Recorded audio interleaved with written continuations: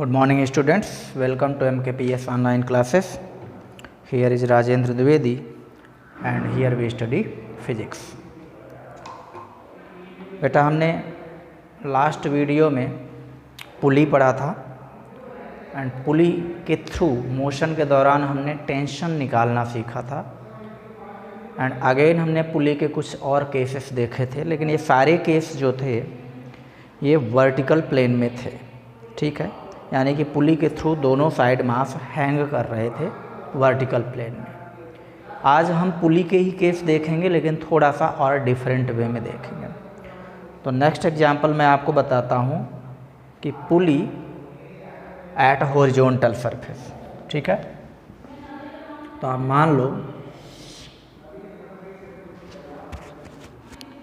ये कोई आपकी टेबल है, हॉरिजॉन्टल सरफेस है, यहाँ पर कोई पुली है और इस पुली का एक एंड वर्टिकल प्लेन में, ठीक है, जिसमें आप मान लो कि मास है m1 मास है इसका, तो इसका वेट हो जाएगा m1g। और दूसरा एंड में बहुत सारे मासेस हो सकते हैं आपके, जैसे मान लेते हैं यहाँ पर आपका है m2, तो इसके कारण हो जाएगा m2g डाउनवर्ड। फिर इसी से कनेक्ट है आपका मास, नेक्स्ट है m3 के कारण डाउनवर्ड फोर्स आएगा m3g। इसी तरीके से m4 के कारण जो वेट आएगा वो m4g। इनकी नॉर्मल रिएक्शन ऊपर जाएगी, जिसकी हमें कोई ज़रूरत अभी नहीं है जब तक ये फ्रिक्शनलेस। इसकी कंडीशन है कि इसकी जो सरफेस है ये है फ्रिक्शनलेस। जब फ्रिक्शनलेस है तो नॉर्मल रिएक्शन की कोई ज़रूरत नहीं है, जब फ्रिक्शन आएगा देन नॉर्मल रिएक्शन की ज़रूरत पड़ती है उस टाइम पे। तो हाल फिलहाल इसका मोशन, जब भाई इसमें फ्रिक्शन है ही नहीं तो इसको कोई रोकने वाला है नहीं, तो सीधी सी बात है एक्सिलरेट करेगा। थोड़ा सा भी मास होगा तो इसको इन सब को नीचे ले आएगा। तो मान लेते कि यहाँ एक्सिलरेशन डाउनवर्ड है a, तो फिर हॉरिजॉन्टल डायरेक्शन में इस डायरेक्शन में रस्सी आगे बढ़ेगी, तो इधर एक्सिलरेशन a ही रहेगा। टेंशन बना लेते हैं, तो इस ऑब्जेक्ट पे टेंशन बनाओगे तो मैंने आपको तरीका बता रखा है टेंशन बनाने का। क्या है तरीका? Away from object. इस टेंशन का नाम आपने T रखा, तो सीधी सी बात है T यहाँ भी बनेगा लेकिन ठीक इसके opposite, away from this object T। ये आपने एक टेंशन बनाया। अब जब ये आगे बढ़ेगा तो इसमें टेंशन अवे जाएगी। जब इस स्ट्रिंग में आप बात करोगे तो इससे अवे और इससे भी अवे, ये दोनों टेंशन सेम होंगी T1 एंड T1। ऐसे ही जब यहाँ स्ट्रिंग पे बात करेंगे तो इससे अवे टेंशन क्या हो जाएगी T2 और इससे अवे टेंशन क्या हो जाएगी T2। फ्रिक्शन होता तो जब ये मोशन करता तो अपोजिट फोर्स लगता, लेकिन फ्रिक्शन नहीं है तो इसमें इस डायरेक्शन में कुछ भी फोर्स नहीं होगा। यहाँ F = 0 होगा, यानी ये इसके कारण जो एक्सेलरेशन होगा और वो ग्रेविटी के कारण एक्सेलरेशन इसको मिलेगा स्टार्टिंग एक्सेलरेशन, और वही एक्सेलरेशन इधर मिल जाएगा इन सारे ऑब्जेक्ट को। आप एक एक ऑब्जेक्ट का फ्री बॉडी डायग्राम बनाओगे और इक्वेशन लिखोगे। तो आप स्टार्ट करो m1 से। m1 में दो ही फोर्स लग रहे हैं, एक m1g डाउनवर्ड और एक T अपवर्ड। मैंने आपको तरीका बताया है, जिधर मोशन हो रहे उधर के फोर्स को आप प्लस लिखोगे और उसके अगेंस्ट मोशन फोर्स को माइनस लिखोगे। तो फॉर m1 क्या बनेगी इक्वेशन आपकी? m1g अपोज कौन कर रहा है m1g का? T कर रहा है, तो माइनस का T इक्वल टू क्या, ये रेस्ट पे है ऑब्जेक्ट, रेस्ट पे अगर है तो नेट फोर्स 0, तो मैं 0 लिख दूँ। लेकिन ये रेस्ट पे नहीं है, ये एक्सेलरेट कर रहा है और ए एक्सेलरेशन से तो इक्वल टू m1a, ये इक्वेशन 1 होगी।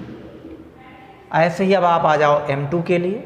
तो m2 में आप देखो टेंशन t ही रिस्पॉन्सिबल है इसको आगे बढ़ाने के लिए, ठीक है, एक्सेलरेशन की डायरेक्शन में है। और मैं बार बार कहता हूँ कि आपको एक्सेलरेशन की डायरेक्शन में ही फोर्स को पॉजिटिव लिखना है। तो अलोन फोर्स है t एक्सेलरेशन की डायरेक्शन में, तो आप लिखोगे t और माइनस अपोज कौन कर रहा है t1, और कोई फोर्स नहीं है इस मोशन के पैरेलल। m2g परपेंडिकुलर है और परपेंडिकुलर फोर्स तभी काउंट होगा जब उस डायरेक्शन में मोशन होगा। जब मोशन है ही नहीं उस डायरेक्शन में, हॉरिजॉन्टल डायरेक्शन में है मोशन, तो सिर्फ हॉरिजॉन्टल फोर्स से रिस्पॉन्सिबल हो सकते हैं, सिर्फ वही काउंट होंगे। आप इसे ना प्लस कर सकते और ना ही इसको माइनस कर सकते। तो m2g का कोई लेना देना नहीं रहा। t minus t1 is equal to m2a, ये इक्वेशन नंबर 2 बनी। ऐसे ही आप थर्ड के लिए लिखोगे। क्या है थर्ड में फोर्स? t1 है इस तरफ, तो आप लिखोगे t1 माइनस कौन अपोज कर रहा है? t2 कर रहा है अपोज, minus t2 is equal to m3a, ये इक्वेशन 3। ऐसे ही लास्ट में आपका क्या है? m4 है। कौन इसको खींच रहा है? t2 खींच रहा है इसको, a एक्सेलरेशन से खींच रहा है। तो t2 माइनस में कोई अपोज कर रहा है, कोई अपोज नहीं कर रहा है, कोई टेंशन नहीं है, कोई स्ट्रिंग नहीं है, फ्रिक्शन भी नहीं कि फ्रिक्शन के कारण आप FF लिख दो, μF R4 लिख दो, कुछ नहीं लिख सकते आप, फ्रिक्शन है ही नहीं। तो T2 डायरेक्ट क्या इसके इक्वल हो जाएगा? T2 माइनस 0 भी आप लिख सकते हो, इक्वल टू M4A, और T2 is equal to M4A। ये आपकी क्वेश्चन नंबर 4 हो गई। इन सबको मिला के आप सॉल्व कर लो, आपको T1, T2, T3, T4 सारे मिल जाएंगे। T2 की डायरेक्ट वैल्यू आप कहाँ रखोगे? T2 की डायरेक्ट वैल्यू यहाँ रखोगे, तो क्या मिलेगा? T1। अब जब आपको T1 मिल गया तो T1 की वैल्यू इक्वेशन 2 में रखोगे तो मिल जाएगा आपको T, और T की वैल्यू उठा के यहाँ रखोगे तो आपको मिल जाएगा A। अब एक्सेलरेशन का मैंने आपको फार्मूला बता रखा है। मैंने आपको एक्सेलरेशन का फार्मूला बताया हुआ है कि वो मास जो नीचे जा रहे हैं यानी जिनके कारण मोशन हो रहा है वो सारे प्लस में, वो मास जो ऊपर जा रहे हैं वो सारे माइनस में, इनटू g और होल अपॉन टोटल मास। तो जब आप एक्सेलरेशन लिखोगे फार्मूले को फॉलो करके, तो टोटल मास जो नीचे जा रहे हैं वो एक ही है, m1।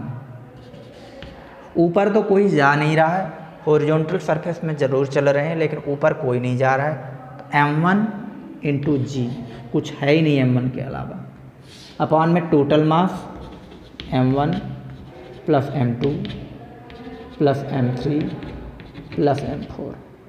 इस तरीके से आप डायरेक्ट एक्सेलरेशन भी लिख सकते हो, और इस एक्सेलरेशन की वैल्यू पुट करके और आप डायरेक्ट टेंशन भी निकाल सकते हो। जैसे यहाँ T2 मिल जाएगा आपको, फिर T2 की वैल्यू यहाँ रखेंगे तो आपको T1 मिल जाएगा, T1 की वैल्यू आप रखेंगे तो T मिल जाएगा। इस तरीके से आप बहुत सुविधा से बना सकते हैं। अब नेक्स्ट वीडियो मतलब नेक्स्ट जो प्रॉब्लम है इसी से मिलती जुलती है, वो इंक्लाइंड प्लेन पे है, वो भी मैं आपको बता देता हूँ।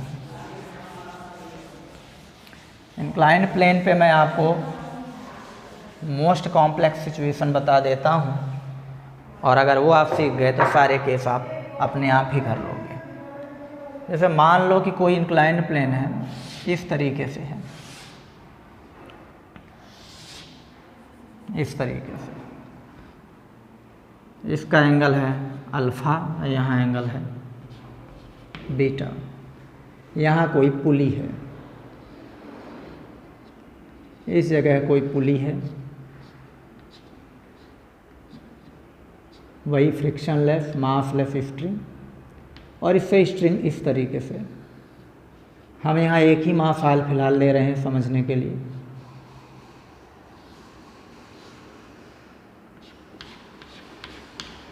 और एक ऐसे मास आप इस तरफ ले सकते हो।